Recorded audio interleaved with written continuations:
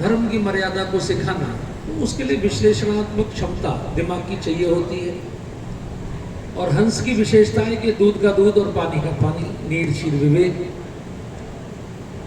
अभी जैसा आदरणीय जायसवाल जी ने कहा कि मैं वर्तमान परिस्थिति में राजनीति, धर्म, धर्म का उपयोग, तो ये जो धर्म है वास्तव में, पहले ये शब्द केवल धर्म था, धारण करे सो धर्म। जिन नियमों को धारण करने से मानवता का जीवन सत्यम शिवम सुंदरम बने, सो धर्म। सत्यम माने परमात्मा की सत्ता को स्वीकार करते हुए। सत्य का मतलब होता है जिसकी सत्ता होती है। इसलिए यहाँ श्रीमद् भागवत की कथा हो रही है। मैं आपको एक बड़ी इंटरेस्टिंग बात बताऊं कि ज़्यादातर लोग श्रीमद् भागवत कथा को कृष्ण भगवान की कथा मानते हैं, हालांकि वो उसमें प्रमुख रूप से हैं, लेकिन भागवत माने 200 करोड़ वर्षों की हिंदुस्तान की आध्यात्मिक हिस्ट्री, हिंदुस्तान की जो टोटल स्पिरिचुअल हिस्ट्री है, दैट इज कॉल्ड भागवत। इसमें किसी भगवान का नाम शुरू में ना लिखकर सत्यम परम धीमहि, हम परम सत्य का ध्यान करते हैं। तो वो जो परम सत्ता है वही विविध विविध रूपों में प्रकट होती है। कभी राम, कभी कृष्ण, कभी परशुराम, कभी वामन, कभी नरसिंह, अलग अलग रूपों। अब आपने भारत के और पुराणों के नाम सुने होंगे, तो वायु पुराण, शिव पुराण, अग्नि पुराण, गणेश पुराण, गरुड़ पुराण, ऐसे तमाम। लेकिन वो सारे पुराण एक एक देवता के नाम पर है। स्कंद पुराण है तो स्कंद के ऊपर है, विष्णु पुराण है तो विष्णु जी के ऊपर है, शिव पुराण है तो शिव जी की भी महिमा है। लेकिन एक ऐसा महापुराण जिसमें सबकी महिमा है, वो भागवत महापुराण है। उसमें जितने भी देवताओं ने भगवत्ता प्राप्त की, अर्थात भगवान जिनको माना गया, उन सब की कथा। तो एक ही ग्रंथ ऐसा है जो जीवन के लिए पर्याप्त है, ना फिर किसी पुराण की आवश्यकता है, ना फिर किसी और ग्रंथ की आवश्यकता है। सारे ग्रंथों का सार ये भागवत। अब बात जो धर्म की थी, तो धर्म माने जब से मानव सृष्टि बनी तब से मनुष्य बढ़िया से बढ़िया जीवन कैसे जिए और उसकी भौतिक उन्नति के साथ आध्यात्मिक उन्नति भी बराबर मात्रा में ही हो, उसके लिए कुछ नियम बनाए गए, उनको धर्म कहा गया। हमारी ये मान्यता नहीं है कि हम बंदर से इंसान बने, ये हमको गलत थ्योरी पढ़ाई गई। और अभी तक हिंदुस्तान का दुर्भाग्य है कि हिंदुस्तान में अभी तक भी चार्ल्स डार्विन की ही थ्योरी पढ़ाई जा रही है कि हम बंदर से डेवलप हुए इंसान के रूप में। जितने भी डेवलप कंट्री हैं दुनिया के, उनमें सब में ये थ्योरी रिजेक्ट कर दी गई है और कोई भी देश अभी ये थ्योरी नहीं पढ़ा रहा, लेकिन हमारा देश अभी भी इसी को पढ़ा रहा है। अगर बंदर से इंसान बने तो फिर इतने बंदर क्यों बच गए जो वृंदावन में सबके चश्मे उतार के ले जाते हैं? फिर तो सबको इंसान बन जाना चाहिए। हमारी थ्योरी ये है, जो परमात्मा को मानने वाले लोग हैं, कि सृष्टि परमात्मा ने बनाई है और ब्रह्मा के दाहिने अंग से पुरुष और बाएं अंग से स्त्री उत्पन्न हुई। ये पुरुष का नाम मनु था, इसलिए पूरी दुनिया के मनुष्यों को आज भी मैन ही बोलते हैं या मुसलमान बोलते हैं। ये जो कंधे पर मैं अंगवस्त्र डाले हुए हूं, इसको अरबी में मुसल्ला बोलते हैं। तो कंधे पर अंगवस्त्र पहनने वाला मैं मुसलमान हो गया। और हम सबके पूर्वज भी एक ही हैं। ईसाइयों से आप पूछेंगे आपके फोर फादर कौन है, बोले मिस्टर एडम। और मुसलमान कहेंगे आदम, और आप कहेंगे आदि मनु, तो एक ही तो है। ADAM एडम, ADAM आदम, और आदि मानव, आदि मनु, एक ही बात है। आप देखेंगे कि दुनिया की हर भाषा में संस्कृत के शब्द हैं। इंग्लिश में जैसे 3 है तो अपने यहाँ 3 है, वहां षष्ठ है तो अपने यहाँ 6, षष्ठ, सप्तम 7, अष्टम 8, नवम 9। ये सितंबर 11वां महीना, ये 9वां महीना नहीं था, 7वां था। बाद में जनवरी फरवरी जुड़ने से 9वां हो गया। जो सप्त से सितंबर, अष्ट से अक्टूबर, नवम से नवंबर, दशम से दिसंबर, ऐसे महीने में। दोर है तो द्वार है, ब्रदर है तो भ्रातृ है, यानी लाखों शब्द। फ्रेंच में तो 90% संस्कृत है। आप अफ्रीका चले जाए, और ये मैं नहीं बोल रहा हूं, दुनिया का सबसे बड़ा विद्वान जो मैक्स मूलर हुआ जर्मनी का, जिसने वेदों का भी वो किया भाष्य, उसने कहा कि दुनिया की हर भाषा में संस्कृत के शब्द हैं, क्योंकि यहीं से सब गए हैं। आज हम कितनी भी जातियों में, समाजों में, वर्णों में बट गए हों, आप डीएनए चेक करा दीजिए। आजकल तो साइंस की सुविधा है, हम सबका डीएनए कॉमन है। भगवान ने गीता में कहा कि दुनिया के जितने भी मनुष्य हैं वो सब सप्तऋषियों की और मनु महाराज की संतान है। तो जब हम सब एक हैं, तो इन मानवों को अच्छा जीवन कैसे मिले, इसके लिए कुछ सिद्धांत बनाए गए, उसको धर्म कहा गया। लेकिन बाद में जब अन्य लोग बीच में कूद पड़े, तो फिर उसको डिफाइन करने के लिए कुछ अलग नाम दिया गया। जैसे पहले केवल लोग घी खाते थे, छत्तीसगढ़ में लोग गाय का ही तो घी खाते थे। फिर जब भैंस आ गई तो कहना पड़ा गाय का घी, नहीं तो पहले तो खाली घी कहना पड़ता था। लेकिन भैंस के आते ही आपको कहना पड़ा गाय का घी। लेकिन जब गाय में भी जब जर्सी गाय आ गई, विदेशी गाय, तो आपको कहना पड़ा देशी गाय का घी। लेकिन जब डालडा आ गया, रिफाइंड आ गया, तो फिर आपको कहना पड़ा देशी गाय का देशी घी। इसलिए मूल शब्द तो धर्म ही है, लेकिन जब और चीजों की मिलावट आनी शुरू हो जाती है और नकली माल आना शुरू हो जाता है, तो फिर कई बार उसको डिफाइन करने को सनातन धर्म, हिंदू धर्म, आर्य धर्म, ये धर्म, वो ऐसे डिफाइन करना पड़ता है। तो धर्म का उद्देश्य केवल पूजा पाठ सिखाना नहीं है। धर्म का उद्देश्य है मानव को श्रेष्ठ जीवन जीना सिखाना। मातृ देवो भव, पितृ देवो भव, अतिथि देवो भव, भाइयों का प्रेम, पति पत्नी की एक दूसरे के प्रति समर्पण। और धर्म के सबसे बड़े प्रतीक इस देश में राम है। इसलिए जब वाल्मीकि जी तप करके शुद्ध हुए, वाल्मीकि माने जिनके शरीर पर दीमक ने अपने बिल बना लिए थे, क्योंकि नाम तो उनका रत्नाकर था। अब नारद जी भी चूंकि पत्रकार जगत से ही है, नारद जी की प्रेरणा से एक हिंसा में लगा हुआ युवक और वो तपस्वी बना। वाल्मीकि तो ऐसे माने नहीं जैसे आजकल नक्सलाइट, ऐसे वाल्मीकि भी विद्रोही हो गए थे राजा के खिलाफ, क्योंकि राजा भ्रष्टाचारी था। उन्होंने हथियार उठा लिया, राजा के सैनिकों को मारते थे। आपको कभी देखना हो तो आप गोरखपुर से आगे बढ़िए बिहार वाली लाइन पर, जैसे आप प्रवेश करेंगे नारायणी नदी पार करके बिहार में, तो पहला जो विधानसभा क्षेत्र है उसका नाम है वाल्मीकि नगर। बहुत बड़ा जंगल है, दुनिया का सबसे टॉप का हाथी वहीं पाया जाता है, जिसको भीमगंज बोलते हैं। और पहले स्टेशन का नाम है नरकटियागंज, यानी वाल्मीकि ने इतने लोगों को काटा वहां पर कि उनका नाम ही नरकटिया हो गया। तो नारद जी ने उन्हें समझाया कि यार तू अपने लोगों को तो मार रहा है, ये जो फोर्स में लड़के भर्ती करता है राजा, ये तो तुम्हारे भाई हैं, बेचारे सैलरी के लालच में भर्ती होते हैं और तुझसे लड़ने भेज देते हैं, और तू अपने लोगों को मारता है। राजा तक तो तू पहुंचता, राजा तो पटना में रहता है, तू यहाँ जंगल में रहता है। तो समाज का परिवर्तन शस्त्र से नहीं होगा, शास्त्र से होगा, साधना से होगा, जागरण से होगा।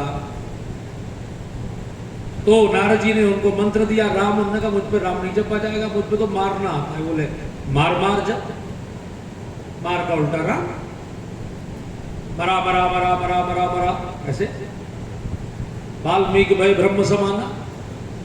इतना तप किया भाई साहब कि उनके शरीर पर दीमकों ने अपने बिल बना लिए। तो दीमक को चूंकि संस्कृत में वाल्मीकि बोलते हैं, इसलिए उनका नाम वाल्मीकि पड़ा। फिर उन्होंने नारद जी से कहा कि आपने हमसे तप तो करवा दिया, लेकिन आप हमें ये बताइए कि कोवा सांप्रतम लोके गुणवान वीरवान, इस समय इस दुनिया में सबसे गुणवान कौन है, सबसे ज्यादा मॉरल वैल्यूज के साथ जीने वाला कौन मनुष्य है जो मैं वर्तमान में जिसको हीरो बना सकूं। मैं पुराने जमाने की बात नहीं करूंगा, मुझे अभी इन द प्रेजेंट टाइम। तब नारद जी ने कहा रामो विग्रहवान धर्मः, राम धर्म की साक्षात मूर्ति। और वाल्मीकि ने राम को गाया। तो धर्म के सारे लक्षणों की यदि कोई एक मूर्ति बनेगी तो वो राम है। तो पुत्र कैसा, भाई के साथ, पति के साथ। कई बार अज्ञानता में कई चीजें फैला दी जाती हैं। एक लड़की ने मुझसे पूछा कि महाराज जी आप राम कथा कहते हैं, मैं तो राम को नहीं मानती। मैंने कहा बेटा क्यों? बोले उन्होंने अपनी गर्भवती पत्नी को निकाल दिया। कैसे पति थे? मैंने कहा बेटा पहले तो ये घटना झूठ है, बाद में जोड़ी गई, क्योंकि वाल्मीकि रामायण की जो भाषा शैली है, उत्तरकांड समाप्त करने के बाद ये दो घटनाएं जोड़ी हैं, शंभुक और वनगमन की, ये बाद के लोगों ने जोड़ी है। इसके लिए मैक्स मुलर को बाकायदा महारानी एलिजाबेथ की ओर से उस जमाने में, मध्य के जमाने में 10 लाख पाउंड का पैकेज मिला था कि भारत के शास्त्रों में ऐसी चीजें जोड़ दो जिससे कि भारत का समाज आपस में बट जाए, क्योंकि अंग्रेजों ने तो सबको बांट के ही शासन किया। कितने समझदार लोग थे कि 5 करोड़ की आबादी के देश ने पूरी दुनिया पे शासन किया, और हमारे यहाँ के लोग उनके यहाँ उनका साथ दिए। हांगकांग में तो एक दिन में भागना पड़ गया उन्हें, क्योंकि यहां तो हमारे यहाँ की पुलिस होती थी। हमारे यहाँ की पुलिस ने तो गोली चलाई थी जलियांवाला बाग में। अंग्रेज तो अकेला था, जनरल डायर। अगर 4 सिपाही भी पीछे मुड़ के उसे भून देते तो हजारों भारतीय बच जाते। लेकिन भारत के लोगों में तो 50% गद्दारी है। जितने भी आक्रमणकारी यहां सफल हुए, चाहे वो मुगल हुए हों, चाहे वो कोई भी हुए हों, वो अपने लोगों के कारण हुए। हमारे लोगों ने उनका साथ दिया। महाराणा प्रताप लड़ रहे थे तो मान सिंह उनके संग था, औरंगजेब के साथ जय सिंह था। तो ऐसे ही है हमेशा से। हांगकांग में भाई साहब जब अंग्रेजों का शासन हुआ तो पुलिस में, सेना में भर्ती करने को एक युवक नहीं मिला, एक, इवन नॉट ए सिंगल। तो जब सेना ही नहीं मिली भर्ती करने को, उन्होंने कहा हम भूखे रह लेंगे, तुम्हारी तनख्वाह नहीं चाहिए। अंग्रेज तुरंत चाइना को हैंड ओवर करके भाग गए। ये देशभक्ति होती, इसलिए आज हांगकांग कहां से कहां पहुंच गया। तो ये जो राम है ये विग्रहवान धर्म है। और वो जो बेटी ने मुझसे सवाल पूछा तो मैंने उससे कहा कि तुझे ये याद है कि उन्होंने पत्नी को निकाल दिया, लेकिन मैं तुझे एक दूसरे राम के बारे में बताता हूं। तू कल्पना कर कि दुनिया के सबसे बड़े खानदान का युवराज, ये जो इक्ष्वाकु वंश है, ये जो रघुकुल है, जो दुनिया का सबसे शानदार खानदान है, उसका राजकुमार उस लड़की से शादी करता है जिसके माता पिता का पता नहीं, जो धरती में से मिली है। मैंने उस लड़की से कहा तू कल्पना कर सकती है सीता जी को जो उन्होंने सम्मान दिया। सीता जी के तो माँ बाप का पता नहीं, जनक जी को मिली है धरती। और कौन पति दुनिया में, एक भी पति ऐसा बता दीजिए जिसने अपनी पत्नी के लिए इतना बड़ा संघर्ष किया हो कि एक पाई जेब में ना होते हुए वो दुनिया की सबसे बड़ी शक्ति से जाके भिड़ा हो और उसको समाप्त किया।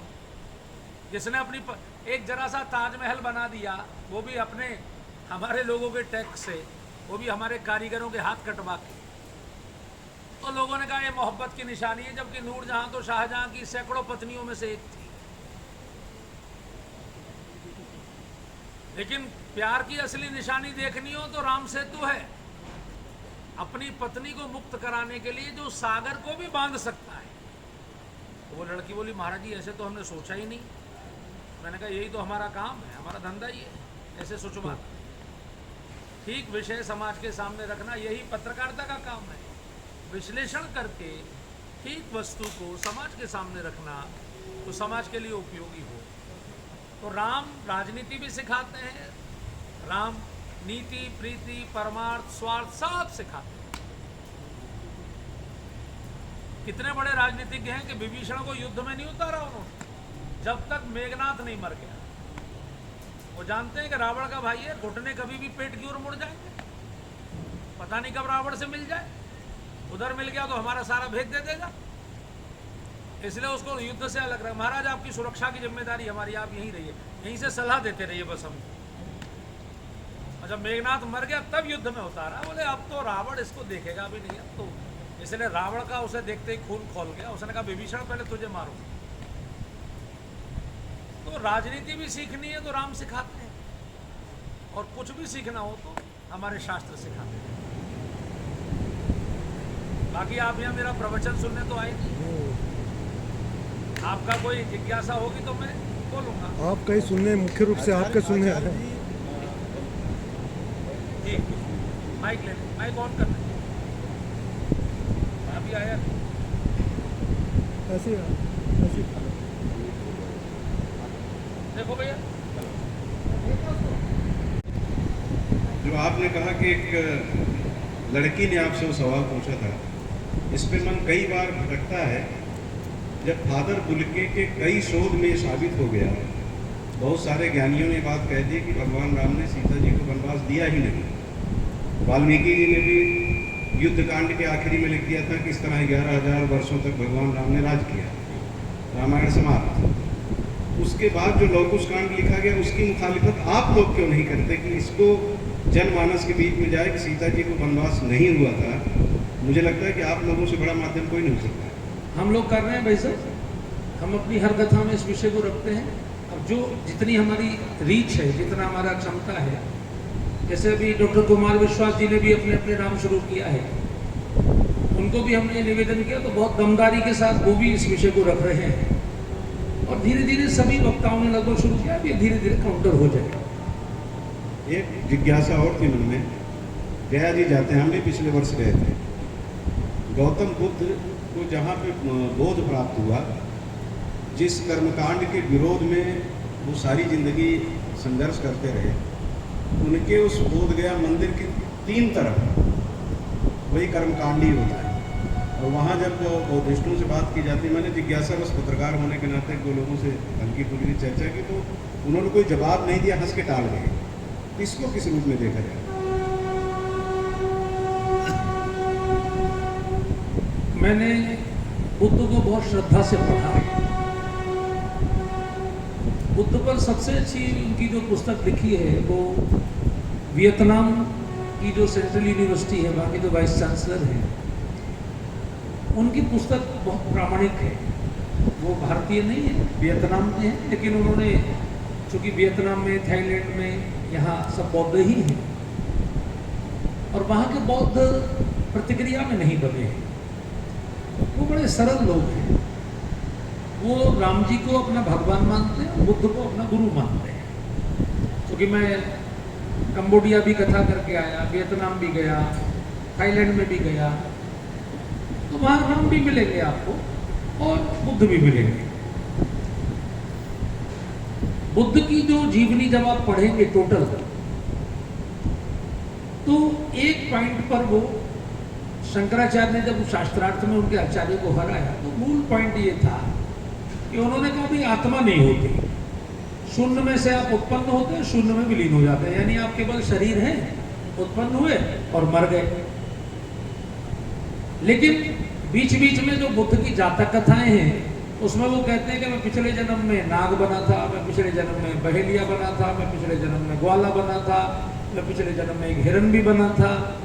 ऐसे अपने अनेक जन्मों की चर्चा करते हैं। तो भाई जब आप आत्मा नहीं थे तो फिर आपके पुनर्जन्म कैसे हो गए, इस विषय पर फंस जाते हैं। होता क्या है कि कर्मकांड के विरोध में ये जो धर्म का ब्राह्मणों के द्वारा जो स्वरूप बनाया गया है, इसके विरोध में कई लोग खड़े हुए हैं। ये भी क्या होता है कि कर्मकांड भी कई बार अति पर आ जाता है। वैसे कोई बुरा नहीं है, बहुत सरल तरीके से यदि किया जाए तो बहुत सरल है, लेकिन जब इसमें ज़्यादा फंसा दिया जाता है समाज को, तो फिर समाज में से कोई एक व्यक्ति खड़ा होता है विद्रोह के रूप में, लेकिन फिर वो और ज़्यादा उसमें फंसा देता है। इसमें से निकल के जो वो दूसरा जाता है, वो शुरू में तो ये कहता है कि इससे मुक्त रहो, जैसे बुद्ध ने कहा हमारी कोई मूर्ति नहीं बनेगी, लेकिन फिर सबसे ज़्यादा मूर्तियाँ उन्हीं की बनी। फिर उनके यहाँ भी हीनयान, महायान ये सब शुरू हो गया, तंत्र भी शुरू हो गया, पूजा भी शुरू हो गई, तमाम प्रकार की। आप देखते हैं वास्तु की जितनी घंटियां वंटियां लटकाते हैं वो सब वहीं से आई हैं, चाइना से, कि चक्र ऐसे चलाओगे तो ऐसे अच्छा हो जाएगा। तो अंत में बुद्ध पछता है क्योंकि कुशीनगर में जहाँ उनकी समाधि है, जहाँ उनकी लेटी हुई मूर्ति है, जहाँ उन्होंने प्राण छोड़े, उस जिले में अभी भी मेरी 2 कथाएं दिसंबर में, हर साल मेरी 2-3 कथाएं उस जिले में होती हैं। उसमें भी राजनीति शुरू हो गई। बुद्ध क्या थे, जो कि क्षत्रिय राजा थे और ये रघुवंश की परंपरा के ही राजा थे, भगवान राम की वंश परंपरा से थे। तो उधर के सारे राजा उन्हीं के वंशज, उन्हीं के सब रिश्तेदार थे, कोई चाचा कोई ताऊ, जैसे छत्तीसगढ़ में सब आपस में रिश्तेदार हैं, जितने भी जूदेव हैं। तो जब बुद्ध सन्यासी बने तो सब राजाओं ने उनको सपोर्ट किया और सपोर्ट में बड़ा धन दिया, बौद्ध विहार बनवाए गए, बहुत शानदार शानदार।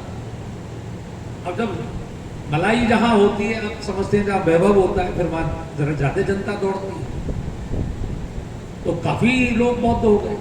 उसमें बुद्ध का एक चचेरा भाई था, देवदत्त, जो आपने कहानी बचपन में पढ़ी होगी कि हंस को बाण लगा, बुद्ध ने बचाया, देवदत्त ने कहा मारने वाले का अधिकार है, बुद्ध ने कहा बचाने वाले का अधिकार है। ऐसा एक कहानी बचपन में पढ़ी ना। तो वही देवदत्त जिसने हंस को मारा था, वो स्वार्थ के कुटिलता के कारण बुद्ध का भिक्षुक बन गया और उसने धीरे धीरे बुद्ध के संग पर राजनीति से अपना कब्जा कर लिया, यानी बुद्ध को हटा दी। भिक्षुक संघ के चुनाव में उसने बुद्ध को आउट कर दिया। और वही बोधगया का इलाका, भाई साहब, बुद्ध एक पहाड़ी के नीचे बैठे थे और उस देवदत्त ने बुद्ध की हत्या के लिए ऊपर से पत्थर लौटा दिया और वो पत्थर जब नीचे आया तो बुद्ध के शिष्य ने पकड़ कर उनको खींच लिया, एक पत्थर उनको कुचलता हुआ निकलता। तो बुद्ध वहां से एक तरह से अपने प्राण बचा के भागे और लौटकर घर की ओर ही आ रहे थे, जहां का उनका जन्मभूमि है, कपिलवस्तु।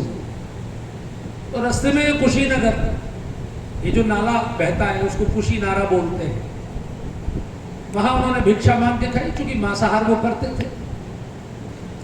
तो सुअर का मांस वहां एक व्यक्ति ने उनको दिया, लेकिन वो इन्फेक्शन हो गया था, यानी जैसे मिठाई, दूध की मिठाई आप रख दीजिए तो 6 घंटे बाद उसमें इन्फेक्शन हो जाता है। मांस इन्फेक्टेड हो गया था और उसी मांस को, इन्फेक्शन के मांस को खाने से उनके पेट में इन्फेक्शन हुआ और वो अतिसार से वहीं उनकी मृत्यु हुई। यानी बुद्ध के मन में ऐसा कर्मकांड के प्रति या उसके प्रति कोई बहुत ऐसी विद्रोह की भावना नहीं थी। वो लोगों को शांति का उपदेश कर रहे थे। लेकिन बाद में जिन लोगों ने फिर उसको बढ़ाया, उन्होंने अपने प्रभाव में लेकर सम्राट अशोक को बौद्ध बना दिया। और फिर सम्राट अशोक ने अपनी तलवार के बल पर, जैसे औरंगजेब ने अपनी तलवार के बल पर इस्लाम को फैलाया, वैसे सम्राट अशोक ने अपनी तलवार के बल पर ये सब विस्तार किया। भारत से जाने वाले सन्यासियों को सभी मानते थे, इसलिए तुरंत जापान वाले, चीन वाले, थाईलैंड वाले, वियतनाम वाले, लंका वाले, कंबोडिया वाले, सबने तुरंत स्वीकार कर लिया। ठीक है साहब। जैसा भारत में संघर्ष हुआ और सबसे बड़ा संघर्ष आपके पड़ोस में हुआ, कलिंग में, जहां 5 लाख लोग मारे गए। हमारे इतिहासकारों ने हमको गलत पढ़ाया कि कलिंग युद्ध के बाद अशोक बौद्ध बना। लो, कलिंग युद्ध हुआ ही इसलिए था कि अशोक बौद्ध हो चुका था और उसने जगन्नाथ जी के मंदिर को तोड़ने के लिए सेना लेकर वो आया था। वैसे पुराने जमाने में जनता कभी खड़ी नहीं होती थी, राजाओं की लड़ाई होती थी। जनता को क्या मतलब, भाई आपको तो टैक्स देना है, चाहे कांग्रेस की सरकार हो चाहे बीजेपी की सरकार, आपका क्या मतलब है उसमें? राजा लड़ेंगे आपस में। तो जनता पहले युद्ध में इन्वॉल्व नहीं होती थी, जो सैनिक होते थे वो इन्वॉल्व होते थे, बड़ी मर्यादाएं थी। लेकिन उस युद्ध में जनता इन्वॉल्व हुई, बच्चा बच्चा इन्वॉल्व हुआ और 5 लाख लोग उड़ीसा में मारे गए। भगवान जगन्नाथ का मंदिर तोड़ा गया, भगवान जगन्नाथ की मूर्ति को जंगल में ले जाया गया। नील माधव का जहाँ 300 किलोमीटर अंदर जंगल में मंदिर है, वहाँ भगवान रहे लंबे समय तक। उसके बाद जब 400 साल बाद जब शंकराचार्य ने बौद्ध विद्वानों को शास्त्रार्थ में पराजित करके अपना शिष्य बनाया, तब पूरे देश में जब सनातन धर्म खड़ा हुआ तो फिर से जगन्नाथ जी की प्रतिष्ठा यहाँ मंदिर में हुई। ये इतिहास है और ये इतिहास धीरे धीरे आ रहा है, अभी और आएगा। तो इसलिए बुद्ध को जहाँ ज्ञान प्राप्त हुआ, ऐसा तो प्रत्येक व्यक्ति बोलता ही है कि मुझे यहाँ ज्ञान प्राप्त हुआ। लेकिन जो सनातन धर्म है, जो चल रहा है, वो चूंकि वैज्ञानिक है, आत्मा का अस्तित्व है, आप माने तो भी है, ना माने तो भी है, पुनर्जन्म भी है, साइंस में भी सिद्ध हो चुका है। पहले आत्मा को ही साइंस नहीं मानती थी, लेकिन अभी 7 साल पहले जब इंग्लैंड के मिस्टर पीटर हिग्स को गॉड पार्टिकल पर नोबेल प्राइज मिल गया, तो आत्मा के अस्तित्व को मान लिया गया। आप गूगल पर सर्च कर लीजिए, मिस्टर पीटर हिग्स नाम है और गॉड पार्टिकल हिग्स बोसोन उस सिद्धांत का नाम है। सिद्धांत किसने दिया? स्वामी विवेकानंद। स्वामी विवेकानंद ने उस समय के सबसे बड़े वैज्ञानिक जगदीश चंद्र बसु को ये कहा कि बसु जी, आप ये सिद्ध करिए कि पेड़ पौधों में भी जीवन है। तो बसु जी ने उसके लिए कैस्कोग्राफ बनाया और सिद्ध किया। तो जगदीश चंद्र बोस के जो शिष्य थे सत्येंद्र नाथ बोस, उनको विवेकानंद जी की शिष्या ने, भगनी निवेदिता ने कहा कि परमात्मा तो कण कण में है, तो आप नॉन लिविंग थिंग्स में भी सिद्ध करिए ना। लेकिन उस जमाने में इतनी डिजिटल मशीन्स नहीं थी, तो थ्योरी तो वो दे गए, लेकिन उनकी थ्योरी पर काम करते हुए इंग्लैंड के मिस्टर पीटर हिग्स ने उसको सिद्ध किया। इसलिए उन्होंने सम्मान में सत्येंद्र नाथ बोस का भी नाम जोड़ा। सिद्धांत को कहा गया हिग्स बोसोन। अब ये सिद्ध हो चुका है कि जो भी आपको दिखाई पड़ रहा है, सबके अंदर आत्मा है, गॉड पार्टिकल है। और यही हिंदू धर्म की विशेषता है, यही सनातन धर्म की विशेषता है। एक बार जरा मेरे साथ आप बोल देंगे तो आपको अच्छा लगेगा। बोलिए, ममे वांशो जीव लोके जीव भूता सनातन। भगवान ने गीता में कहा, दुनिया में जितने भी जीव और भूत अर्थात living things and non living things अर्थात जड़ और चेतन जो भी है, सब में मैं हूं, सब में मैं अंश के रूप में विद्यमान हूं। तो जो सबके अंदर परमात्मा को देखता है, उसको कहते हैं सनातन धर्म। इसलिए सनातन धर्म के लोग हमेशा नारा लगाते हैं, प्राणियों में सद्भावना हो और विश्व का बाकी नहीं लगाते। बाकी ने 2 भागों में बांट रखा है, जो हमारे हो गए वो हमारे, बाकी सब दुश्मन। उसके लिए वो जिहाद करेंगे, कुछ भी करेंगे, या और भी चीजें। आप दुनिया में आज 11 सितंबर है, आपको याद है 11 सितंबर? अमेरिका में एक त्योहार मनाया जाता है, लादेन एकादशी। अपने आज लादेन 11 सितंबर 2001 को लादेन के 2 लोगों ने 2 हवाई जहाज हाईजैक करके सीधे ट्रेड टावर में टकराए थे, याद है? 5000 लोग एक झटके में खत्म हो गए। गुरुदेव, क्या मैं ऐसा मानूं कि भगवान शब्द का सृजन जो हुआ है, आ से भूमि, गा से गगन, वा से वायु, आ अग्नि नानी, उस समग्रता लिए हुए तो हमारे उसमें धर्मशास्त्रों में पहले से वर्णन है, और जो समग्र हैं उन्हीं को हम भगवान कहते हैं। तो गॉड पार्टिकल की बात तो अभी आ रही है हमारे यहाँ, तो पता नहीं कब से है। क्या ये मैं सही हूँ यहाँ? आप बिल्कुल सही हैं। इसमें मैं थोड़ा सा और आपकी बात को बढ़ाते हुए और बड़ा कर देता हूँ कि जैसे किसी के पास यदि रूप है तो वो रूपवान है, धन है तो धनवान है, बल है तो बलवान है, सत्ता है तो सत्तावान है। तो जिसके पास भग है, भगवान है, भग में आपका आयु, ऐश्वर्य, बल, ज्ञान, प्रतिष्ठा, ये सब चीजें उसमें आती हैं। जो जो चीजें आपके मन को प्रिय लगती हैं, जिनको प्रेय कहा गया, वो जिसके पास अनलिमिटेड है वो भगवान है। वो ही छप्पर फाड़ के देता है और लेंटर तोड़ के उठा लेता है। गुरु जी, महाराज जी, 2 मिनट आए। एक सवाल है, बस एक एक सवाल छोटा। माइक माइक जरूरत नहीं, मेरी आवाज़ उतनी है।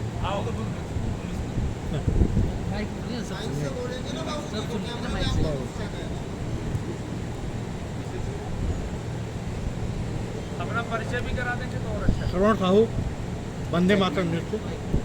हेलो, श्रवण साहू, वंदे मातरम नृत्य। जिस तरह आपने सम्राट अशोक के इतिहास के बारे में बताया, ऐसा सनातियों के साथ कितनी बार हुआ है कि इतिहास को तोड़ मरोड़ के पेश किया गया? ये बहुत अच्छा प्रश्न आपने किया, क्योंकि 5000 वर्षों के पहले का इतिहास तो हमारे शास्त्रों में लिखा हुआ है, लेकिन पिछले 5000 वर्ष से अभी कोई ऐसी पुस्तक बनी नहीं, क्योंकि इतना झंझट है 5000 वर्षों से, इतने आक्रमण, इतने वो सब। ये जो भारत है ना, अगर इसको आप विश्लेषण की दृष्टि से देखना चाहें, और मैं चाहूँगा कि आप उस दृष्टि से देखें, ये देवासुर संग्राम की भूमि है। मैं आपको ये पर्सनल अपनी वो कह रहा हूँ। आप जरा भारत की वास्तु को देखिए।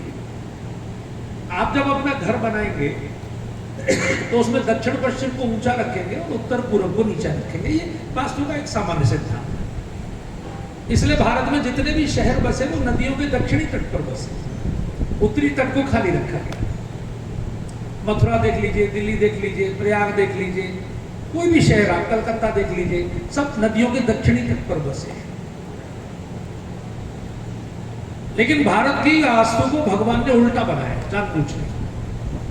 दुनिया का सबसे ऊंचा पहाड़ उन्होंने उत्तर में रख दिया, हिमालय, और दक्षिण को नीचा कर दिया, दक्षिण पश्चिम नीचा हो गया। क्यों कर दिया? जिससे इस भूमि पर हमेशा उथल पुथल होती रही। बाकी देशों में आप देखिए, एक सिस्टम सेट हो जाता है, हजारों साल वही चलता रहता है। जैसे अरब में 1400 साल पहले इस्लाम सेटल हो गया, आराम से चल रहा है, कोई दिक्कत नहीं। रोम में 2000 साल पहले क्रिश्चियनिटी सेट हो गई, आराम से चल रही। लेकिन भारत में हर समय उथल पुथल। क्यों? क्योंकि ये उथल पुथल अगर नहीं होगी और ये देवासुर संग्राम यदि नहीं होगा तो फिर भगवान को अवतार लेने का अवसर कैसे मिलेगा? इस भूमि को उन्होंने सबसे सुंदर डिजाइन किया। आपका ध्यान दिलाने के लिए केवल बता रहा हूं कि दुनिया की सबसे ऊंची चोटी आपको दी है बर्फ की, जिसको माउंट एवरेस्ट कहा गया। हालांकि हम इतने गुलामी के उसमें अभिभूत हैं कि हमने अब तक उसका नाम नहीं बदला। जबकि एवरेस्ट नाम का जो अंग्रेज था वो सर्वेयर जनरल था, इंग्लैंड का फर्स्ट सर्वेयर जनरल जो हिंदुस्तान आया, वो कभी माउंट एवरेस्ट नहीं गया, लेकिन उसके नाम पर चोटी रख दी। उस चोटी का असली नाम जो हमारे शास्त्रों में वो सागरमा था। नेपाल के हर नोट पे उसका फोटो होता है। आप कभी काठमांडू जाइए, हर नोट पे उसका फोटो।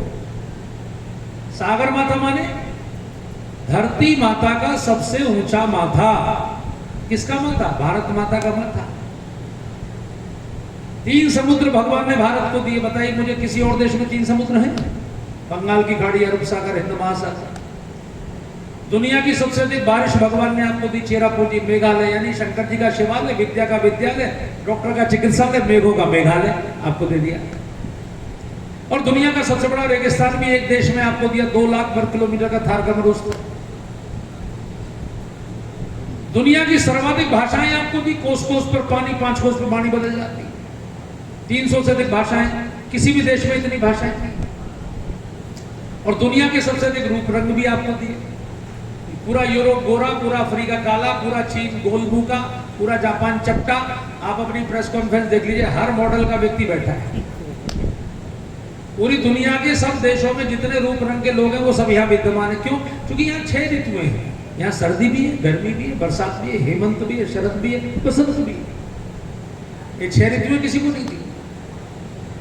इस देश को परमात्मा ने अपनी लैब बनाया, प्रयोगशाला बनाया, और दुनिया में जो भी कुछ है वो सब यहाँ रखा और कहा मैं आऊंगा स्वयं यही, मैं जब भी अवतार लूंगा यही लूंगा। तो देवा यहाँ ये भूमि ऐसा नहीं कि केवल देवताओं की। कश्यप ऋषि की 2 पत्नियां, दिति और अदिति। दिति के बेटे दैत्य बने, अदिति के बेटे देवता बने। दोनों में संघर्ष तब से जब से सृष्टि बनी है, और तब तक रहेगा जब तक सृष्टि रहेगी। इसको कोई समाप्त नहीं कर सकता। शांति के आप कितने भी प्रयास कर लीजिए, नाम बदलते रहते हैं, चेहरे बदल जाते हैं, लेकिन भावना वही रहती है। तो जब देवता मजबूत हो जाते हैं तो वो जीत जाते हैं, दैत्य मजबूत हो जाते हैं। वो पहले तलवार से लड़ाई होती थी, आजकल वोटों से। महाराज, मेरा एक प्रश्न था। मैं प्रेमचंद जैन, पूर्वाबालपुर टाइम्स। मेरा एक वर्तमान में प्रश्न था। आपने भगवान राम का उल्लेख किया। इस वर्ष अयोध्या में भगवान राम का मंदिर का भव्य निर्माण हुआ, प्रतिष्ठा हुई। उसमें शंकराचार्यों का न जाना और उनका ये कथन कि ये उचित मुहूर्त में इसका प्राण प्रतिष्ठा इसकी नहीं हुई है, तो वर्तमान परिवेश में आपकी क्या सोच है? शंकराचार्य जी का नहीं जाना और उनका ये कथन कि भगवान राम की जो प्राण प्रतिष्ठा हो रही है वो शुभ मुहूर्त वो नहीं था। महाराज, इसी में एक मेरा सवाल और जोड़ लेंगे। कितना सत्य है कि यदि शंकराचार्य नहीं होते तो पूरी दुनिया बौद्धिस्ट हो जाती, और यदि ऐसा सत्य है तो शंकराचार्यों के विचार या उनके सुझाव को पावर पॉलिटिक्स क्यों नहीं मानती? पहली बात तो ये है कि शंकराचार्यों ने मना नहीं किया, केवल शंकराचार्य ने, क्योंकि शंकराचार्य की 5 पीठ हैं, कांची, श्रृंगेरी, गोवर्धन, ज्योतिष और द्वारिका। 5 पीठ में से 4 के शंकराचार्य ने अनुमति दी, और सबसे विद्वान पीठ श्रृंगेरी की मानी जाती है, दक्षिण के, जो कर्नाटक में है। उन्होंने बाकायदा पत्र जारी किया कि मुहूर्त भी शुभ है और कोई दोष नहीं है प्राण प्रतिष्ठा का। लेकिन जो शंकराचार्य पॉलिटिक्स में इन्वॉल्व है, उन्होंने एक व्यक्तिगत कारणों से उसका विरोध किया। एक बात, क्योंकि मेरा मत पूछा आपने तो मैंने अपना मत बताया, मैं भी उस कार्यक्रम में था 22 जनवरी को। दूसरा, ये जो विषय है कि शंकराचार्य ना होते तो पूरी दुनिया ऐसे हो जाती, उस समय तक बौद्ध मत बिल्कुल जर्जर हो चुका था। जो उनके विहार थे वो बहुत अनाचार के अड्डे बन चुके थे, क्योंकि भिक्षुक और भिक्षुणियां एक साथ रहती थी।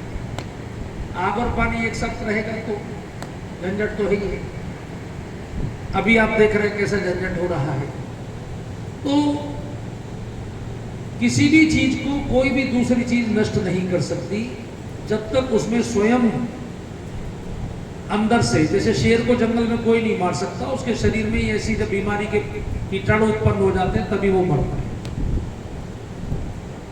तो वो शंकराचार्य की जो वर्तमान स्थिति है, अब जैसे आप छत्तीसगढ़ में देख रहे हैं, मैंने आपसे नहीं पूछा कि आप किस मत के हैं, लेकिन छत्तीसगढ़ के तुमकुरी में एशिया का एक बहुत प्रतिष्ठित चर्च है, और पूरे देश में, पूरे छत्तीसगढ़ में बहुत भारी मात्रा में लोग उस मत में शामिल हो रहे हैं।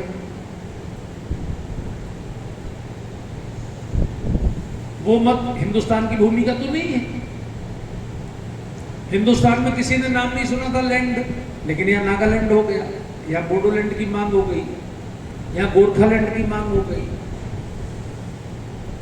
ये हॉलैंड, पोलैंड, नीदरलैंड, इंग्लैंड सब बाहर के देश हैं, हिंदुस्तान में कहां से आते? लेकिन व्यक्ति जब किसी भी धर्म से जुड़ता है तो ये नियम है कि उसकी आस्था फिर उधर हो जाती है। अब जैसे जो लोग मान लीजिए, चाहे औरंगजेब ने किए, चाहे अलाउद्दीन खिलजी ने किए, चाहे जबरदस्ती किए, लेकिन जिनकी जो इस्लाम में कन्वर्ट हुए उनकी आस्था उधर हो गई। फिर उन्होंने देश के टुकड़े करने में देर नहीं लगाई, पाकिस्तान बना दिया, बांग्लादेश बना दिया, अफगानिस्तान, अब वो कश्मीर को अलग करने का कर रहे हैं। तो शंकराचार्य को क्या करना चाहिए था? जब एक शंकराचार्य, आद्य जगत गुरु शंकराचार्य जब पूरे देश को आपको देकर गए थे, तो आपका कर्तव्य था कि आप पूरी दुनिया को भक्त बनाते। आप कहीं नहीं गए, और जितना आपको देकर गए आप उतना भी सुरक्षित नहीं रख पा रहे। अब ये जो छत्तीसगढ़ का क्षेत्र है, ये पुरी के अंतर्गत आता है, पूर्वी भारत। भाई भारत के 4 टुकड़े कर लो, पश्चिम, पूर्व, दक्षिण, उत्तर, तो चारों पीठों का एक एक हो गया। तो पुरी के शंकराचार्य को चाहिए कि भाई पूरे पूर्वी भारत में सनातन धर्म बढ़े। तो आप बढ़ा तो पा नहीं रहे, बल्कि जो आपके धर्म को मानने वाले लोग हैं वो भी दूसरे धर्मों में जा रहे हैं, उनको भी रोकने के लिए आप कुछ नहीं कर रहे। और कोई मंदिर बन रहा है तो उसका विरोध कर रहे हैं, यानी पॉलिटिक्स आप पूरी कर रहे हैं। तो ये अगर अपनी दायित्व का हमारी पीठें निर्वहन करेंगी, और मठ से जो आद्य जगत गुरु थे उन्होंने तो कभी अपना कोई आश्रम नहीं बनवाया, कोई मठ नहीं बनवाया, कहीं कोई एक प्लॉट नहीं खरीदा। वो तो लगातार 12 साल की अवस्था में निकले और 20 साल तक लगातार 3 बार भारत की परिक्रमा करते हुए उन्होंने 32 साल की उम्र में चले गए। तो वास्तव में सन्यासी का धर्म है करतल भिक्षा करतल वासा दिने दिने नवम नवम। हाथ में मांग के खाए, पेड़ के नीचे सोए, और एक पेड़ के नीचे 2 दिन ना सोए। अगर 2 रात सो गया तो मोह हो जाएगा, फिर वहां कुटिया बन जाएगी, फिर आश्रम बन जाएगा, चीजें डेवलप हो जाएगी। इसलिए लगातार, इसलिए नारद जी आदर्श है। नारद जी ने कभी कोई प्रॉपर्टी खड़ी नहीं की। नारद जी का even not a single plot, even not a single आश्रम। इसलिए भक्ति के सबसे बड़े प्रचारक नारद जी हैं। अब हम लोग सब ग्रस्त लोग हैं, 2 कमरों के मकान को चलाने में जिंदगी बीत जाती है भाई साहब। तो जो 200 कमरों का आश्रम चलाएगा फिर वो कहाँ और जगह बुद्धि लगा पाएगा। इसलिए सांस्कृतिक पीठ के आचार्यों को चाहिए कि वो अपने जीवन के हर क्षण को धर्म के प्रसार में लगाएं, ना कि बाकी तो उनकी सेवा करने को सब दुनिया है ही है। अब आपके घर आएंगे तो क्या आप भोजन नहीं कराएंगे? मेरे घर आएंगे तो भोजन नहीं कराऊंगा? कहाँ कमी है? ना भोजन की कमी है, ना रहने की कमी है। मुझसे लोग पूछते हैं महाराज जी आपका आश्रम कहाँ है? मेरा कोई आश्रम नहीं है। मैं काय के लिए भी आश्रम? कहीं जाएंगे तो रोटी नहीं मिलेगी क्या? या कहीं जाएंगे तो कई लोग अपना सिंहासन लेके चल जाए। मैं यहाँ आया तो मेरे लिए सोफा बिछा के नहीं बिछा। तो जो सिंहासन लेके साथ में चल रहा है उसे ये भरोसा नहीं है कि लोग आपको आसन देंगे। अरे लोग आपको आसन भी देंगे, अपने सिर पर बिठाएंगे, आप चलिए तो सही। महाराज जी, मेरा इसी में एक सवाल था। आपने कहा कि 4 शंकराचार्यों ने सम्मति दी, लेकिन गया तो 4 नहीं, 5 नहीं। और मेरा सवाल है कि पावर पॉलिटिक्स के आगे नहीं लगता कि बड़े बड़े मठाधीश भी जो है इन दिनों में थोड़ा सा प्रभावित हैं? गए तो नहीं 5 नहीं गए इसलिए नहीं कि देखिए, जब तक आपको मंच पर स्थान न मिले, शंकराचार्य अगर आएंगे तो फिर उनका सिंहासन मेन मंच पर लगेगा। फिर मंच के पूरे सबसे पावरफुल व्यक्ति वही माने, बहुत सम्मानित व्यक्ति वही माने जाए। तो उनका होना वहाँ आवश्यक था या नहीं, सनातन धर्म के हिसाब से?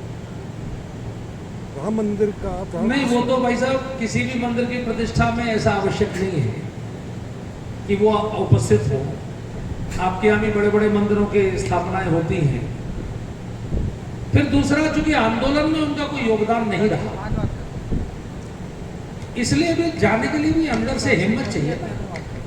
वहां वो लोग हिम्मत से गए जो जिन्होंने आंदोलन के लिए त्याग किया, जिन्होंने आंदोलन में भूमिका निभाई। इनकी भूमिका नहीं रही। इन्होंने आंदोलन माना कि ये तो विश्व हिंदू परिषद का है, आरएसएस का है, तो उससे थोड़ा सा समर्थन भी किया, लेकिन दूर से किया। तो प्राण प्रतिष्ठा भी दूर से देखी। उनके सम्मान का अभाव, ये परिस्थितियां निर्मित होती आप मानते हैं? नहीं, उनको तो निमंत्रण दिया गया, लेकिन आपको हम निमंत्रण देंगे तो हम तय करेंगे ना कि आपको कहाँ बिठाना है। आप तो तय नहीं करेंगे। पंडित जी, ग्रैंड न्यूज से एक सवाल था मेरा। आप पूरे देश में भ्रमण करते हैं कथाओं के माध्यम से। छत्तीसगढ़ और देश के बहुत बड़े हिस्से में क्रिप्टो क्रिश्चियन के कॉन्सेप्ट काम हो रहा है। आप इस संकट को किस परिप्रेक्ष्य में देखते हैं और इसके दुष्परिणाम क्या होंगे? इसी में एक मेरा पूरक है। जहाँ जहाँ जिस राज्य में हिंदू कमजोर हो रहे हैं, वहाँ अलग अलग राज्य देश की मांग, खासकर क्रिश्चियन। अभी आप दोनों के प्रश्नों का उत्तर मैंने अभी पीछे ही दिया था कि इसी देश में लैंड्स की मांग होने लगी है। नागालैंड तो बन ही गया, लेकिन बोडोलैंड, गोरखालैंड आपने सुने थे। आप जो कि पत्रकारिता जगत के सबसे जागरूक लोग हैं, आपको पकड़ ही लेते हैं तुरंत।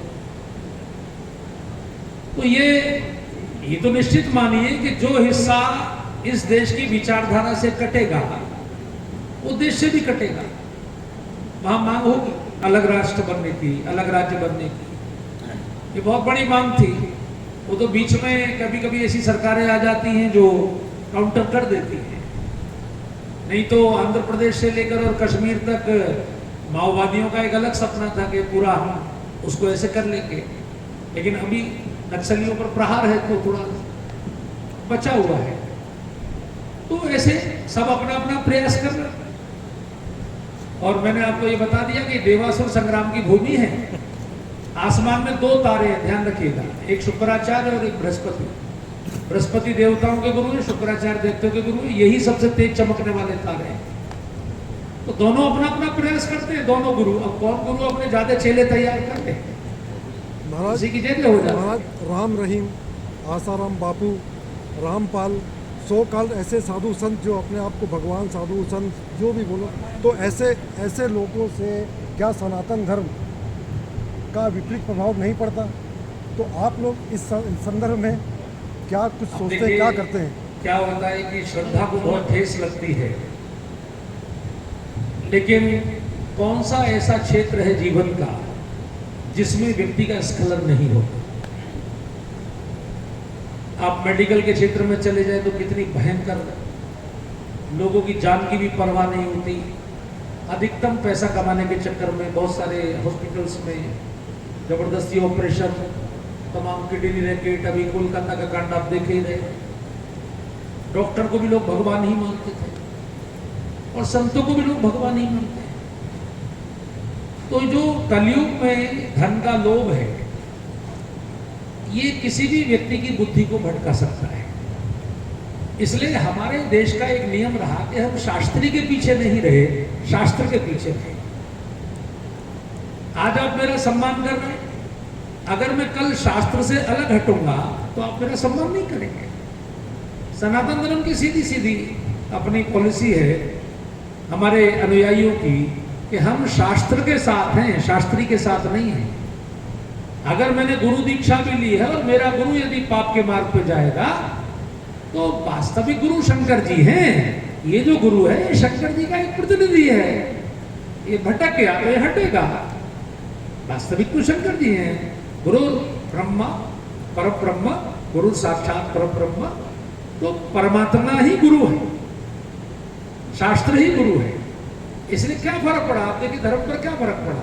कोई वैष्णो देवी जाने वालों में फर्क पड़ा हो, या खाटू श्याम जाने वालों में फर्क पड़ा हो, या कुंभ के मेले में कम लोग आएंगे, ऐसा तो नहीं हुआ। इससे तो और अच्छा हो गया, लोग और सजग हो गए कि लोग अब वेश को देखकर प्रभावित नहीं होंगे, आपका आचरण देखेंगे। नहीं तो ये टेलीविजन चैनलों की जो मार्केटिंग है, अब आप सोच रहे हैं आस्था संस्कार जितने चैनल हैं 15-15 लाख रुपए लेके दिखाते हैं कि कथा कोई कंटेंट के आधार पर तो आती नहीं। कथा तो हमारी कथा से नकले कोई, हमारी कथा तो नहीं आती वहां, क्योंकि हम पर 15 लाख नहीं है देने को। तो जो अपनी मार्केटिंग कर लेते हैं, लोग टीवी पे देख के, क्योंकि आस्थावान है, सोचते हैं अरे साहब ये तो बहुत बड़े संत है, तो लोग भी टीवी से जब आकलन करेंगे तो फिर लाखों लोग ऐसे लोगों को अपना गुरु बना लेते हैं। बाद में जब वो जेल में जाते हैं तो पछताते हैं। आशाराम जी के कम से कम 5 करोड़ शिष्य थे देश में, 5 करोड़ में से 50 ने भी आना अनशन नहीं किया। तो कम से कम 50 शिष्य तो आते सामने कि हम मर जाएंगे, कि ये कर लेंगे, आमरण अनशन करेंगे, अन्याय हो रहा है, एक भी नहीं आया। ये बिल्कुल ऐसे ही मानिए जैसे फेसबुक की फ्रेंडशिप।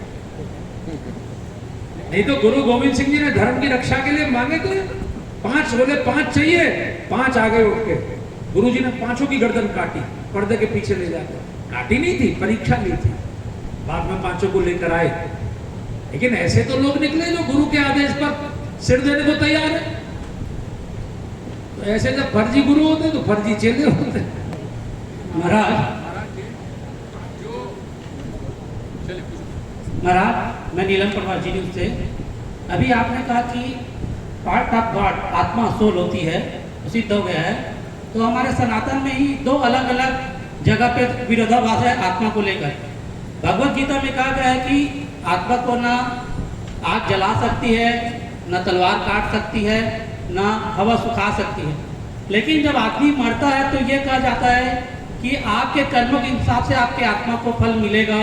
वहाँ तो पार्थिव देह जाता नहीं है। कहा जाता है कि जब आप गलत कार्य करेंगे तो आपकी आत्मा को खौलते कढ़ाई में तला जाएगा। तो यह विरोधाभास क्यों? आत्मा तो उतना जब उसको आग जला नहीं सकती, काट नहीं सकती, तो ऐसा कैसे होगा? भाई साहब के लिए ताली बजा दीजिए। हालांकि ये प्रेस कॉन्फ्रेंस का विषय नहीं है, इनकी व्यक्तिगत जिज्ञासा है, अध्यात्म। ये बड़े आध्यात्मिक पुरुष है। देखिए ये स्वर्ग और नरक की जो धारणा है ये ऊपर नहीं है।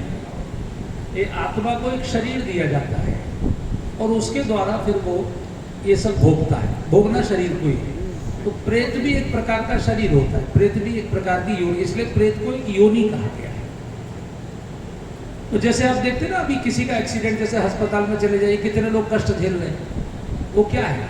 तो नरकों के ही विविध विविध प्रकार हैं। जैसे कहीं अग्निकांड हो गया, 60 लोग जल के मर गए। अभी दिल्ली में कोचिंग में 3 बच्चे डूब के मर गए। ये क्या है?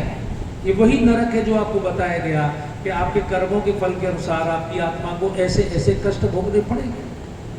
तो स्वर्ग भी यही है और नरक भी यही है। महाराज जी, सादर प्रणाम। ऐसा बोला जाता है कि व्यक्ति के जीवन में जो भी अच्छी या बुरी घटनाएं घटती है, वो उनका प्रारब्ध होता है, उनके कर्मों का फल होता है। ऐसा सही है? सही है। तो जो मासूम अबोध बच्चे होती हैं जिनके साथ में सामूहिक दुष्कर्म होता है, उन्हें बहुत बड़ी बेरहमी से मार दिया जाता है, तो क्या भगवान उस बच्चे की किस्मत में लिखा होता है? देखिए, कर्म 3 प्रकार के हैं, प्रारब्ध, संचित और क्रियमाण। प्रारब्ध वो है जो आप कर्म कर चुके। जैसे छोटे बच्चे ने जो अभी कोई कर्म किया नहीं, वो तो अबोध है। 5 साल के बच्चे को तो ये बुद्धि नहीं है कि मैं क्या कर रहा हूँ। मान लो वो चींटे को भी मार रहा है तो वो जानबूझ के तो नहीं मार रहा, लेकिन उसके साथ भी मान लीजिए किसी ने बच्चे का अपहरण करके हत्या कर दी, फिरौती नहीं मिली तो कर दी, ऐसा हुआ तो वैसे कर दिया। ये सब भी पहले से फिक्स है। जिस दिन आपका जन्म होता है उस दिन आपके माथे पर लिख दिया जाता है कि आपकी मृत्यु कब, कहां, किस विधि से, किसके द्वारा, कैसे होगी। तो वो जो आपके कर्म है उसी के फल के अनुसार वो आपको प्राप्त होता है। अच्छा महाराज जी, ऐसा बोला जाता है कि ईश्वर एक है। ईश्वर एक है, सभी मानते हैं ईश्वर एक है। पूरे ब्रह्मांड को, पूरे विश्व को उसने बनाया, एक ही ईश्वर ने, एक परमात्मा है। तो फिर जाति और धर्म अलग अलग जो इंसानों ने बनाया है, क्यों बनाया? ये व्यक्तिगत अहंकार है। मैंने आपको कहा धर्म शुरू में एक ही था, मानव धर्म। उसका कोई नाम ही नहीं था, धर्म ही था, जिसको लोग धारण करके अच्छा जीवन जीते थे। लेकिन बाद में गुरुओं में एक संघर्ष हुआ कि भाई मेरे चेले ज्यादा होंगे कि तेरे चेले ज्यादा होंगे। अब जैसे आजकल आप इजराइल का संघर्ष देख रहे हैं, मुझे इतना कष्ट होता है देखकर। जैसे 40,000 फिलिस्तीनी मारे गए, इतने यहूदी मारे गए। अब ये यहूदी फिलिस्तीनी एक ही बाबा की संतान है, ध्यान रखिए। एक ही मस्जिद से 3 धर्म उत्पन्न हुए, इस्लाम, ईसाइयत और यहूदी। और उस मस्जिद का नाम है अलक्सा। अलक्सा माने, हमारे यहाँ जो साधु बोलते हैं अलग निरंजन। अलक्सा माने दिखाई नहीं पड़ता लेकिन परमात्मा है, निराकार। और वो अलक्सा मस्जिद इजराइल के रामल्ला सिटी में है। यानी सिटी का नाम है रामल्लाह, यानी राम भगवान। तो उसी मस्जिद से ये तीनों धर्म अलग अलग निकले, यहूदी, उसके बाद ईसाई, उसके बाद इस्लाम। सबके पैगंबर एक हैं, स्टाइल भी एक है। यहूदी भी गोल टोपी लगाते हैं, ईसाई भी लगाते हैं, मुस्लिम भी लगाते हैं, तीनों खुदा कहते हैं भगवान को। लेकिन आज क्यों लड़ रहे हैं? क्योंकि तीनों के पैगंबर अलग अलग हो गए। एक कह रहे हैं कि हम जो हमारे मोहम्मद साहब है उनकी बात मानेंगे, एक कह रहे हैं हम ईसा मसीह की बात मानेंगे, यहूदी कह रहे हैं हम अपने की बात मानेंगे। तो लोग एक ही है, एक ही उनके पूर्वज हैं, लेकिन गुरु अलग अलग होने के कारण, अलग अलग मत होने के कारण उनमें झगड़ा शुरू हो गया। हमारे कृष्ण बिहारी नूर का एक शेर है कि जिसके कारण फसाद होते हैं उसका कोई अता पता ही नहीं, जिंदगी से बड़ी सजा ही नहीं, और क्या जुर्म है पता ही नहीं। महाराज जी जी मेरा सवाल ये है कि धर्म और कर्म में श्रेष्ठ क्या है, और आधुनिक युग में सबसे अधिक प्राथमिकता किसको है? काय में बहन जी, काय में? धर्म और कर्म धर्म और कर्म। श्रेष्ठ कौन है, और आधुनिक युग में सबसे अधिक प्राथमिकता किसको देनी? धर्म माने थ्योरी है, कर्म माने प्रैक्टिकल है। हर थ्योरी के आधार पर ही हम प्रैक्टिकल करते हैं। आप सिद्धांत के आधार पर ही अपने कर्म करते हैं। जैसे अगर माता पिता को आप देवता मानते हैं तो बुढ़ापे में उनकी सेवा करते हैं। तो धर्म के आधार पर कर्म ऐसा है, इसलिए दोनों एक दूसरे से इंटर रिलेटेड हैं, दोनों जुड़े हुए हैं। और धर्म के आधार पर जब आप कर्म करते हैं तो उसका फल निश्चित रूप से शुभ होता है। जैसे बहन जी मैं आपको बताऊं, सीता जी से लोगों ने कहा कि आपको धर्म के पालन का क्या फल मिला? आपने एक योगी को भिक्षा दी और आपने लक्ष्मण जी की बात नहीं मानी, आपने लक्ष्मण रेखा पार कर ली। जब लक्ष्मण जी आपको मना करके गए थे तो आप लक्ष्मण रेखा पार क्यों की? तो सीता जी ने कहा आप नहीं समझ पाओगे, बोले क्यों? सीता जी ने कहा मैं जिस कुल की बहू हूं, जिस खानदान की मैं बहू बन के आई हूं, उस खानदान की मर्यादा है कि वहां मांगने वाला कभी खाली हाथ गया ही नहीं आ सकता। और ये आदमी साधु का वेश बना कर आया और ये कह रहा था मैं खाली हाथ जा रहा हूं, तुम अंदर से भिक्षा दोगी तो नहीं लूंगा। तो मैं अपने धर्म का पालन करने के लिए बाहर निकली। तो लोगों ने कहा इसका फायदा क्या हुआ, आपका तो हरण हो गया। सीता जी ने कहा तो क्या हो गया, धर्म के पालन में लाभ और हानि नहीं देखा जाता।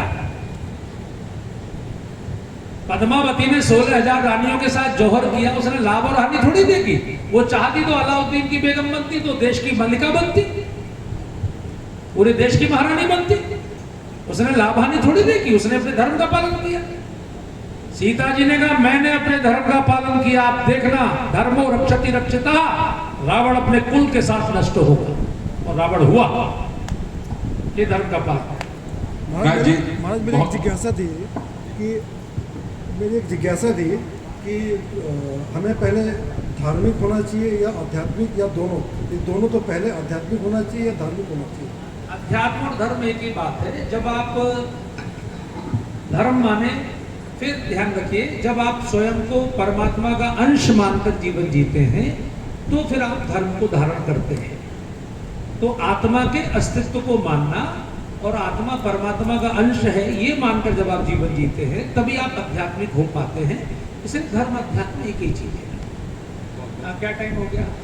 बहुत बहुत धन्यवाद। बस अंतिम आपसे महाराज जी, राजनीति में कुछ लोग कृष्ण की नीति को बड़ा राजनीतिक मानते हैं, आप राम को बड़ा राजनीतिक मानते हैं, दोनों में बड़े राजनीतिक कौन है? नहीं, मैं तो दोनों को ही मानता हूँ। भगवान कोई अलग थोड़ी है, वही राम बनकर आए थे, वही कृष्ण बनकर आए थे। जैसे अमिताभ बच्चन शोले में डाकू बन गए, दीवार में इंस्पेक्टर बन गए। महाराज जी एक सवाल और था, जो संस्कार चैनल में या बड़े बड़े चैनलों में लाइव दिखते हैं, जो चार्टर प्लेन से आते हैं, बड़े बड़े पंडाल लगाते हैं, 56 भोग भोजन मैंडेटरी रहती है उनके आयोजनों में, वो उतने बड़े कथावाचक या उतने बड़े क्या बोलते हैं इवेंट महाराज हैं, क्या मानते हैं इसको? नहीं, उनके ऊपर भगवान की कृपा अधिक है। और अब जैसे आप यहाँ पत्रकारिता कर रहे हैं, रजत शर्मा दिल्ली में कर रहे हैं, हो सकता है मेहनत आप उनसे ज्यादा कर रहे हो, लेकिन कृपा उन पर जाते हैं। मेहनत आदमी उतनी करता है, गांव का प्रधान भी उतनी मेहनत करता है, प्रधानमंत्री भी उतनी करता है, लेकिन प्रधान अपने गांव में करता है, प्रधानमंत्री दिल्ली में करता है। किसको कितना वैभव, यश अपयश विधि हार, लेकिन जो भी कर रहे हैं, क्योंकि हर व्यक्ति अपने स्टेटस से करता है। अब अंबानी शादी करेंगे तो भी 5 स्टार में करेंगे, कोई गरीब व्यक्ति करेगा अपने गांव में, अपने बगीचे में कर लेगा, लेकिन शादी तो दोनों जगह हुई। तो चाहे वो 5 स्टार पंडाल में हो और चाहे वो सामान्य पंडाल में हो, दोनों जगह चर्चा तो भगवान की ही है, चर्चा तो धर्म की है। मैं मनोज शर्मा, प्रेस क्लब का संगठन। ये देखा जा रहा है कि सत्ता की प्राप्ति में सांप्रदायिक या धार्मिक कट्टरवाद एक तरफ है, दूसरी तरफ जातीयता जो है वो चरम पे ले जाने की कोशिश है। इस सांप्रदायिकता और जातीयता के बीच भारत का जो मूल आत्मा है मानवीयता, या धर्म की मूल आत्मा मानवीयता, वो खो रही है। ऐसा लगता है आपको कि इससे कैसे बचा जाए? जी, लग रहा है ऐसा। आप ठीक कह रहे हैं, इससे भी बच जाएंगे। ये कोई बड़ा संकट नहीं, क्योंकि जाति हमारे यहाँ हमेशा से रही है। एक गांव में 26 जातियाँ होती थी और जाति कोई लड़ने का माध्यम नहीं थी, जाति तो एक दूसरे की पूरक थी कि भाई सब लोग मिलकर एक काम तो नहीं करेंगे, तो सब काम जरूरी है, तो जो जिस काम के योग्य है उन्होंने वो काम चुन लिया। और अभी तो देखिए कितनी स्वतंत्रता है, जाति को समाप्त करने को हमारे यहाँ सबको सब काम करने की छूट दे दी गई। अब तो किसी भी जाति का व्यक्ति कोई भी, चाहे डॉक्टर बने, इंजीनियर बने, वो कर्मकांड करे, वो कुछ भी करे, कहाँ मना है? अब तो सन्यासी बन रहे हैं, कथावाचक बन रहे हैं, सब बन रहे हैं, कहीं कोई रोक नहीं है। लेकिन ये जहर केवल इसलिए बढ़ाया जा रहा है कि केवल हमें वोट मिल जाए और सब लोग समाज एक दूसरे के ऊपर राइफल लेकर खड़े हो जाएं। तो जो लोग मेहनत से नहीं कर सकते वो इस प्रकार के विष फैलाकर, अंग्रेजों की नीति अपनाकर, बांटो राज करो की नीति करके इस तरह का काम करते हैं। लेकिन अच्छे लोग अगर प्रेम को बढ़ाएंगे, सद्भावना को बढ़ाएंगे, तो जाति कहीं कोई कारण नहीं है। जाति जनगणना कराने उसमें क्या बात है? जो क्वालिटी है उसे कहाँ से रोक लोगे आप? सुंदर पिचाई को गूगल वाले 125 करोड़ रुपए दे रहे हैं साल के, आप रोक लोगे? योग्यता को कहाँ से रोक लोगे? जिसमें योग्यता है वो अपने आप अपना स्थान हासिल कर लेगा। कोई सरकार की नौकरियों के ऊपर ही थोड़ी है, और सरकार को भी कुछ दिन में समझ में आ जाएगा, क्योंकि बिना योग्यता के तो चलेगा नहीं, चलेगा तो योग्यता से। तो हमारा कहना तो ये कि उसमें जाति देखो ही मत, जहां योग्यता की आवश्यकता, जिस भी जाति का व्यक्ति हो तो योग्य उसको लो। और नहीं तो आप देखते हैं कि जो योग्य नहीं होते ऐसे लोग अगर डॉक्टर भी बन जाते हैं उनसे उन्हीं के लोग इलाज नहीं कराते। तो ये जहर को बढ़ाने से नहीं होगा, अमृत बांटने से ही काम चलेगा। बहुत बहुत धन्यवाद। और कार्य जो आजकल आयोजन हो रहे हैं उस पर आपका क्या अभिमत है? दिव्य चमत्कारी आयोजन, पर्ची निकालते हैं, माथा देख के बता देंगे, दिव्य चमत्कारी विशेष तरह के आयोजन हो रहे हैं, इस पर महाराज आपका क्या अभिमत है? और निर्मल बाबा जैसे और भी +10 है, उस पर आपका क्या अभिमत है? असल में देखिए, रामायण में साफ साफ कहा गया है, नारद जी ने पार्वती जी के पिताजी को बहुत तेज डांटते हुए कहा कि कह मुनि से हिमवंत सुन जो विधि लिखा लीला, देव धनुष न नाग मुनि को न मेटन हा। कोई आपके भाग्य को नहीं बदल सकता। बाकी ज्योतिष के अनुसार पर्ची निकालना, ये हर जिले में 4-5 लोग हैं। ये एक विद्या है, इसको त्रिनेत्र विद्या कहते हैं।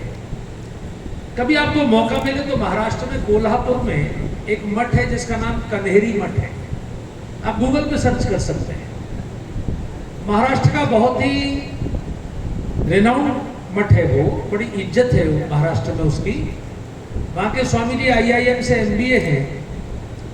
उनके गुरुकुल के बच्चे 3 किलोमीटर लंबा बाण मारते हैं, 8 सेकंड में 100 मीटर घोड़ा दौड़ाते हुए उनके बच्चे जमीन से अपना निशाना उठा लेते हैं। मैं उनसे मिलने गया तो 7वीं क्लास के 2 बच्चों को महाराज जी ने मेरे सामने बिठा दिया और कहा जरा महाराज जी के घर के बारे में बताओ। तो उन दोनों बच्चों ने बोलना शुरू किया, आपका घर मथुरा में है, आपके घर के सामने 2 नीम के पेड़ हैं, आपके गेट का रंग काला है, आपके ड्राइंग रूम में इस कलर का सोफा पड़ा हुआ है, और आपकी रसोई में जो फ्रिज है उसका ये कलर है, फ्रिज के अंदर ये वाली मिठाई रखी है। हाँ, ये मेरे साथ हुआ। स्वामी जी ने कहा अतुल जी अपनी पत्नी को फोन लगाओ, पूछो फ्रिज में यही मिठाई रखी है? तो पत्नी ने कहा यही रखी है। मैंने कहा स्वामी जी ये क्या है? तो बोले ये चमत्कार नहीं, ये भारत की विद्या है, इसको त्रिनेत्र विद्या कहते हैं। जो इसको पढ़ लेते हैं वो किसी के बारे में भी बता सकते हैं, बदल नहीं सकते। ध्यान रखिए, आपके भाग्य को बदल नहीं सकते। उसी की कुछ लोगों ने मार्केटिंग कर ली। जैसे योगी तो बहुत सारे थे, लेकिन बाबा रामदेव ने अच्छी मार्केटिंग कर ली तो वो ऊपर चले गए। ये तो योग जानने वाले तो उनसे बड़े बड़े योगी हिंदुस्तान में मौजूद हैं। तो अभी सोशल मीडिया का जमाना है। फिर मैंने आपको एक बात कही कि परमात्मा की जिस पर कृपा हो, क्योंकि यश तो पता नहीं किसने कौन से जन्मों में कौन से कर्म किए हैं, उसका कौन सा कर्म कहाँ आके खुलता है और उसको उसके बदले में क्या मिलता है। लेकिन जनता, ये तो जनता का भी एक विशेष है कि जनता जरा चमत्कार के पीछे दीवानी होती है। चमत्कार कोई नमस्कार होता है, भले ही हो कुछ ना, 10-12 बार भागते हैं फिर घर बैठ जाते हैं। इस चमत्कार के चक्कर में कहीं लोग कहीं भाग रहे हैं। पहले आप देख रहे हैं, मैं नाम नहीं लूंगा, लेकिन बीच बीच में तीर्थ भी नए नए डेवलप होते रहते हैं, लोग भागते रहते हैं, फिर बैठ जाते हैं थक के। क्योंकि चमत्कार से नहीं होता, वो होना वही है जो आपके भाग्य में है। बाकी परमात्मा ही केवल भाग्य को चेंज कर सकते हैं। इसलिए अपने जहाँ भी आपकी श्रद्धा हो वहाँ पूर्ण भरोसा रखिए और वही साधना करिए, वही आपका बेड़ा पार करेगा। वृषभानु जी को मिली थी वो चूंकि पंच तत्व से बना हुआ उनका शरीर नहीं है, इसलिए जानकी जी भी जमीन से प्रकट हुई, राधा रानी भी कमल कुंड में वृषभानु जी को प्राप्त हुई। भगवान की चेतना से उत्पन्न मूर्ति हैं, इसलिए उनके बारे में कहा गया परमानंद चिन्ह मूर्ति सुंदरी श्री कृष्ण वल्लभाम, वो चिन्ह में मूर्ति है। तो आज के दिन चूंकि वो प्रकट हुई थी, भगवान के जन्म नहीं होते, उनका प्राकट्य होता है, तो आज उनका प्राकट्य दिवस है। उसकी आप सबको बहुत बहुत बधाइयाँ। माँ की कृपा आपके ऊपर बनी रहे, क्योंकि माँ ही सबसे आगे देती है। हनुमान जी को सबसे ज़्यादा वरदान आज तक मिले हैं और वो सारे वरदान माँ ने दिए हैं, पिताजी ने नहीं दिए। तो माता रानी की कृपा हम सबके ऊपर बने, ऐसी आप सबको बधाई देते हुए मैं वाणी को विराम देता हूँ।